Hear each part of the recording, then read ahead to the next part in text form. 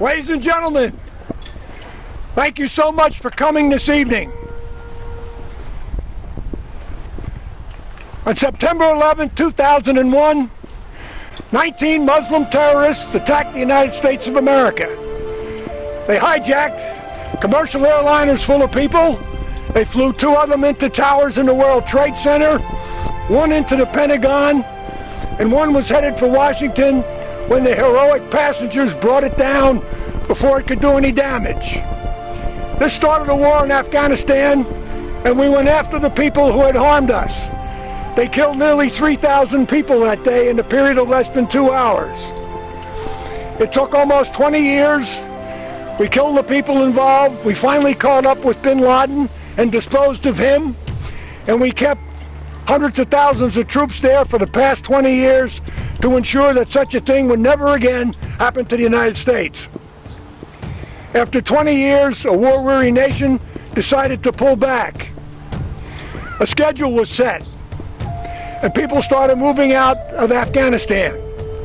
The Taliban took advantage of that, and surprising virtually everybody, in a period of 11 days, took back their whole country, province by province, and left us in a position that the only available space to conduct a mass evacuation was the city of Kabul, the capital, a city of almost 4 million people with a single runway airfield.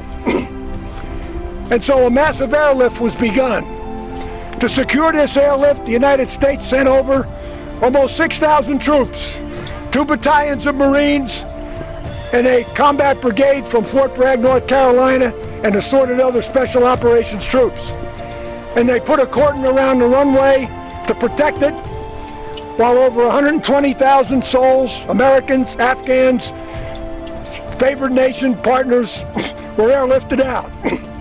The scene around the airfield was chaotic, with mobs of people trying to get into 4 entry points. And tragically, on the night of 26 August, a suicide bomber was able to mix with the crowd and get close enough to detonate his explosive vest. The next morning, the reports were we had 3 injured. Then it was 10 injured and some Afghan casualties. But by the end of the day, the tragic results were in. We had 13 American servicemen and women killed, another 15 injured, and close to 150 Afghans killed and wounded by this bomb. We are here this evening to pay tribute to the 13 American men and women who died that tragic night on the 26th of August. To start the ceremony, I will ask the chaplain, Frank Johnson, to honor us with a prayer.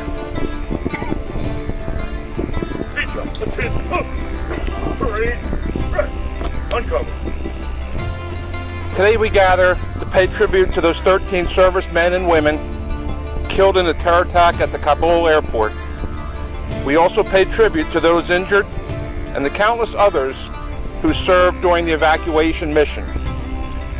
We also remember the air crews who provided airlift for the evacuees, those soldiers and Marines who provided security at the airport and also put themselves in harm's way.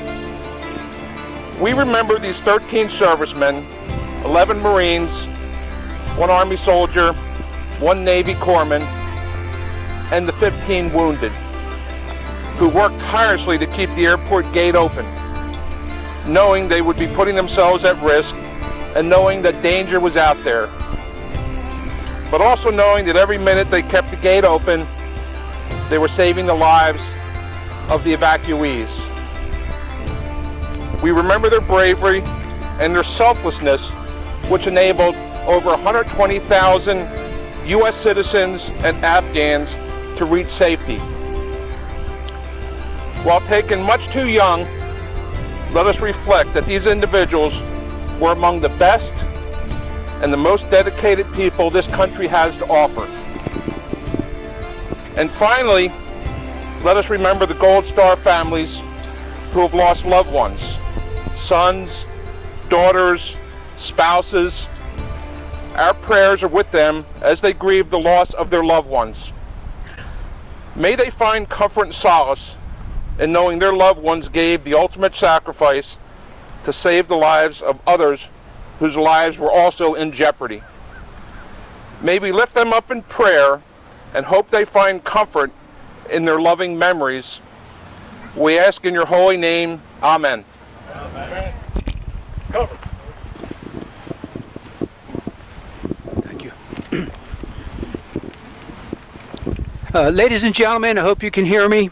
I've been asked to read a list of the heroes that we're honoring this evening.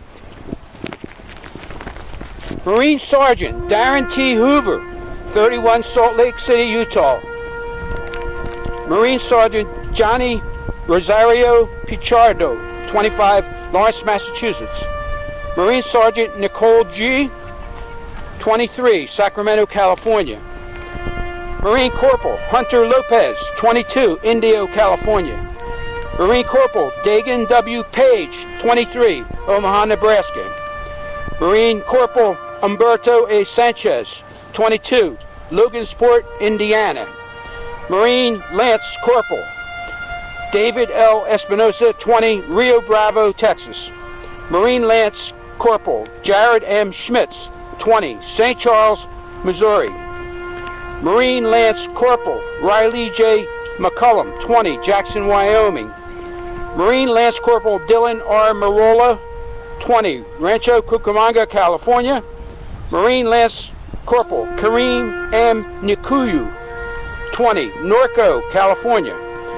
Navy Hospitalman Maxton W. Soviak, 22, Berlin Heights, Idaho.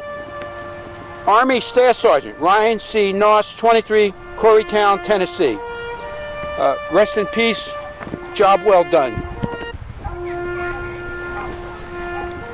Comrade Commander, Mr. Auxiliary President, will you please place the wreath?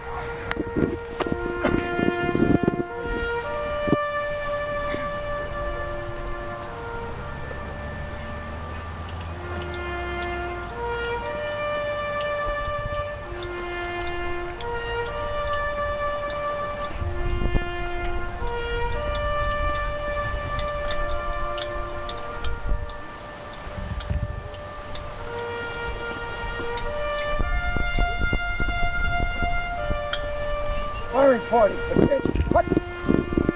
Forward. Pull. Safety's off. Left, right. Hey. Lieutenant Commander ready. One step to the side. Ready. Aim. Fire. Aim. Fire. Aim. Fire. Safety's off. Safety's off. Left. Hey. Present. Pull.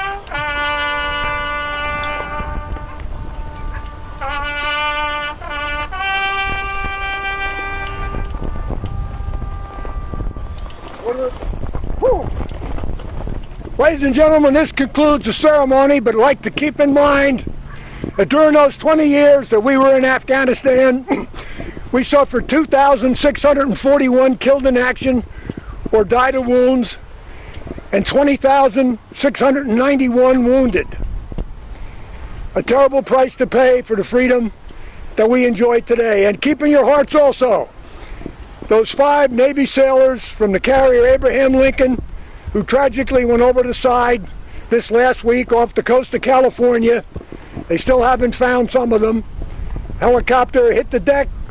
The blades came down and hit the deck.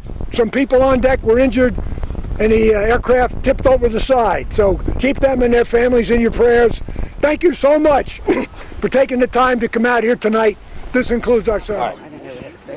we just had a great memorial for the 13 service members that passed away in Afghanistan last week, and it was just an honor to be here. It was great that the VFW put this together with some of our residents, and we had a great turnout of residents, and we just think about them and their families and pray for them. And again, it was a great thing that Medford could be a part of honoring those service members.